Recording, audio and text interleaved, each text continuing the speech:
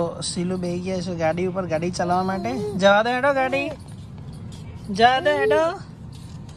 નંદુ કચરો લઈને આવી છે નોખા માટે. આવું હોય હા લેડો દરવાજો ખોલ. બીવાતી બોલ. બીવાતી કોઈ નથી. એક્શન.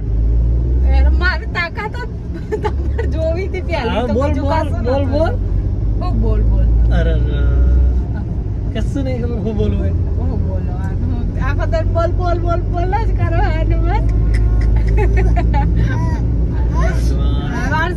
ગોષણ ગામમાં ફાઇનલી પહોંચી જશે.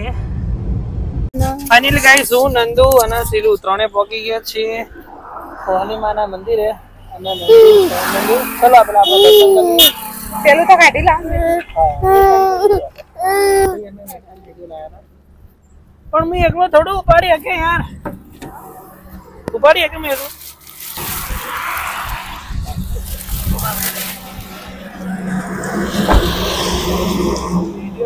રાજકોટ થયેલું જ મૂકી દેવાનો નહીં. મંદિરે ફાઇનલ આવી ગયા છે. મંદિર નંદુ પગે લાગે છે ને આવડો મોટો ઢેર છે. તો તમે કેમ આયા હતા મંદિરે?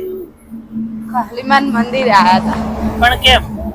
ખાજ આવતી હતી તો ખાજ બંધ થઈ બાધા કરવા આવ્યા. એવું એમ ના હું મોની તું મેઠા ને છેલ્લે મોની હતી 15. પછી નંદુ આ બાજુ રહીને બતાવો ને. આ બાજુ મંદિર આ મંદિર છે. નંદુનો ખાજ આવતી તો ખાસ કરીને મટી ગઈ છે. કોલીમાનું મંદિર છે. ત્યાં અમે જે બાધા મોની તે બાધા કરવાયા છે. હું અને નંદુ ફરવા આવી ગયા છે રાધનપુર. તો જતા આપણે નંદુ ગયા તે ને આગળ રાધનપુર થી જ્યાં કોલીમાન મંદિર લોલા જો જાવ તો કઈરન પર વાત કરે. નંદુનો બ્લોગ બનાવતા નહીં આવડતો, ભૂલચૂક થાય તો માફ કરજો, સોરી. અને એક અમારો તરબૂચ ને માઈક ના પાછળ હાથ ધોઈને પડી ગયો. દેખો જય માતાજી. આ પગમાં જોજો પેલું હે. ભૂલચૂક થાય તો માફ કરજો. નંદુ નહીં આવડતો. પછી ફટક્યા રાધનપુર ચોકડી આવી ગયા છે. રામલલ્લા ચોક સામે દેખાય છે. કઈ કોમ્પ્લેક્સ છે એ તો ખબર નહીં, પણ શિવ દાબેલી વાળો કોમ્પ્લેક્સ સામે દેખાય છે. તમે જોઈ શકો છો ગાઈસ. આપણે આટલા પણ ચોક ખબર નહીં. અમે બંને આવી જઈએ છીએ શ્રી ઉમિયા ફાસ્ટ ફૂડ રાધનપુરમાં સામે દેખાય પકોડી ખાવા માટે. કેવી બનાસ નંદુ પકોડી? હા યાદ કરો બધું. શ્રી ઉમિયા ફાસ્ટ ફૂડ રાધનપુર પકી જશે. નંદુ ખાઈશ પકોડી.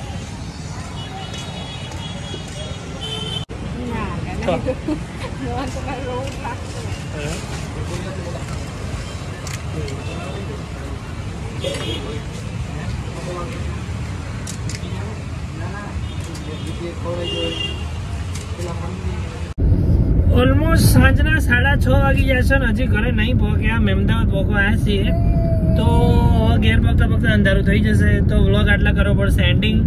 તો આટલા વ્લોગ અમે કરીએ છીએ એન્ડિંગ. નંદુ કોઈ છેલ્લે કહેવા માંગે છે? ના કહી દે ડાયરેક્ટ. ના કહેવા માંગે. હા બોલ.